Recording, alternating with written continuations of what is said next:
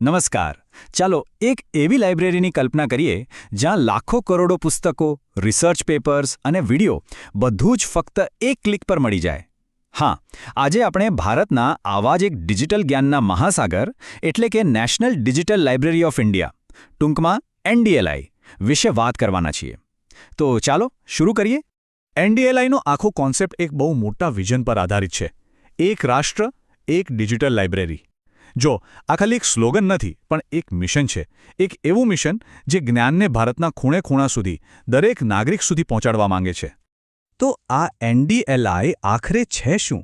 ચાલો એકદમ પાયાથી સમજીએ કે આ શું છે અને કેવી રીતે કામ કરે છે. એનડીએલઆઈ એ એક વર્ચ્યુઅલ રિપોઝિટરી છે. હવે આ શબ્દ થોડો અઘરો લાગે, પણ સાદી ભાષામાં એનો મતલબ છે એક ઓનલાઈન તિજોરી. એક એવી ડિજિટલ તિજોરી જ્યાં પુસ્તકો, લેખો, વિડિયો, ટૂંકમાં બધી જ શૈક્ષણિક સામગ્રી ડિજિટલ સ્વરૂપમાં સાચવીને રાખી છે. અને સૌથી સારી વાત, કોઈ પણ વ્યક્તિ ગમે ત્યાંથી આ તિજોરી ખોલીને જ્ઞાન મેળવી શકે છે. હવે સવાલ એ થાય કે આટલો મોટો પ્રોજેક્ટ કોણે બનાવ્યો? તો એ બનાવ્યો છે ભારતની શાન ગણાતી સંસ્થા આઈઆઈટી ખરગપુરે. અને આ આખો પ્રોજેક્ટ ભારત સરકારના શિક્ષણ મંત્રાલયના માર્ગદર્શન હેઠળ ચાલી રહ્યો છે. એટલે એની ગુણવત્તા અને વિશ્વસનીયતા પર કોઈ શંકા જ ના કરી શકાય. ચાલો હવે આ ડિજિટલ લાઇબ્રેરીનો દરવાજો ખોલીએ અને અંદર એક ડોક્યુ કરીએ. જોઈએ તો ખરા કે અંદર કેવો જ્ઞાનનો ખજાનો છુપાયેલો છે. તમે માનશો નહીં, પણ અંદર જે વિવિધતા છે એ ખરેખર અદ્ભુત છે. અહીંયા ખાલી ચોપડીઓ જ છે એવું ના સમજતા. અહીંયા પાઠ્યપુસ્તકો છે, ઊંડાણપૂર્વકના સંશોધનપત્રો છે, લેખો છે, અને એટલું જ નહીં, વિડિયો અને ઓડિયો લેક્ચર્સ પણ છે. આનાથી શું થાય? શીખવાની જે આખી પ્રોસેસ છે ને, એ બહુ જ રસપ્રદ અને સહેલી બની જાય છે. અને હવે સૌથી મજાની વાત, આ બધી સામગ્રી કેટલી ભાષાઓમાં છે એ જાણો છો? એક બે નહીં, પણ 70થી પણ વધારે. હા, તમે બરાબર સાંભળ્યું. આનો સીધો મતલબ એ છે કે જ્ઞાન હવે ભાષાના બંધનમાં નથી. ગુજરાતી, હિન્દી, અંગ્રેજી, મરાઠી, દેશની લગભગ બધી જ મુખ્ય ભાષાઓમાં અહીં કન્ટેન્ટ ઉપલબ્ધ છે. વિષયોની તો વાત જ ના પૂછો. વિજ્ઞાન, ગણિત, ઇતિહાસ, મનોવિજ્ઞાન, ટેકનોલોજી, કળા, બસ તમે મનમાં કોઈ વિષયનું નામ લો અને એ અહીં તમને મળી જ જશે. આટલી વિશાળ રેન્જ છે. અને આનો ઉપયોગ કોણ કરી શકે? આ જ તો આ પ્લેટફોર્મની સૌથી મોટી ખાસિયત છે. ભલે કોઈ સ્કૂલમાં ભણતો નાનો વિદ્યાર્થી હોય કે પછી યુનિવર્સિટીમાં પોતાના પીએચડી માટે રિસર્ચ કરતો કોઈ સ્કોલર, એનડીએલઆઈ દરેક માટે, દરેક તબક્કે એક સરખું જ ઉપયોગી છે. તો આ બધી વાત તો થઈ ગઈ, પણ આનો સીધો ફાયદો શું? અભ્યાસમાં આનાથી શું મદદ મળશે? ચાલો હવે એ સમજીએ.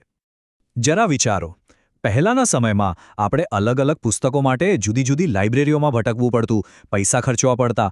પણ હવે એનડીએલઆઈને કારણે શું થયું? બધું જ જ્ઞાન એક જ જગ્યાએ, અને એ પણ બિલકુલ મફતમાં ઉપલબ્ધ છે. સમય અને પૈસા બંનેની બચત. તો ચાલો ફટાફટ મુખ્ય ફાયદા ગણી લઈએ. પહેલું, બધી જ શૈક્ષણિક સામગ્રી એક જ પ્લેટફોર્મ પર. બીજું, બિલકુલ મફત અને સરળ એક્સેસ.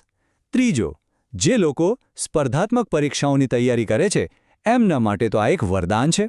અને ચોથું, તે સેલ્ફ લર્નિંગ એટલે કે જાતે શીખવાને ખૂબ પ્રોત્સાહન આપે છે.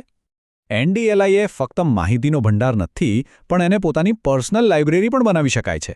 અહીં પોતાના રસ પ્રમાણે કન્ટેન્ટ શોધી શકાય છે અને પછી ભવિષ્ય માટે એને બુકમાર્ક કરીને કે પછી પોતાનું અલગ કલેક્શન બનાવીને સાચવી પણ શકાય છે. આનાથી આ વિશાળ લાઇબ્રેરી એકદમ પોતાની અંગત લાઇબ્રેરી જેવી લાગે છે. હવે કોઈપણ વસ્તુ 100% સંપૂર્ણ નથી હોતી, ખરું ને? તો એનડીએલઆઈની પણ કેટલીક મર્યાદાઓ છે જેના વિશે વાત કરવી જરૂરી છે, જેથી આપણને પૂરી જાણકારી મળે. સૌથી પહેલી અને દેખીતી મર્યાદા છે ઇન્ટરનેટ. સારું અને સ્ટેબલ ઇન્ટરનેટ કનેક્શન વગર આનો પૂરો લાભ ઉઠાવી શકાતો નથી. બીજું, આમ તો મોટાભાગની સામગ્રી ફ્રી છે, પણ અમુક ખાસ કન્ટેન્ટ માટે એક્સેસ લિમિટેડ હોઈ શકે છે. અને ત્રીજું, ભલે 70થી વધુ ભાષાઓ છે, પણ અમુક વિષયોમાં ખૂબ ઊંડાણપૂર્વકની સામગ્રીનો મોટો હિસ્સો હજુ પણ અંગ્રેજીમાં જ વધારે જોવા મળે છે. ચાલો હવે આખી ચર્ચાના અંતે અમુક ખાસ મુદ્દાઓ પર ફરી એકવાર નજર નાખી લઈએ અને એક રિમાઇન્ડર કાર્ડ સમજી શકાય. ચાલો ઝડપથી 4 મુખ્ય મુદ્દા યાદ કરી લઈએ. એનડીએલઆઈ શું છે? એક ડિજિટલ લાઇબ્રેરી. કોણે બનાવી? આઈઆઈટી ખરગપુરે. કોની પહેલ છે? શિક્ષણ મંત્રાલય ભારત સરકારની. અને મુખ્ય હેતુ શું છે?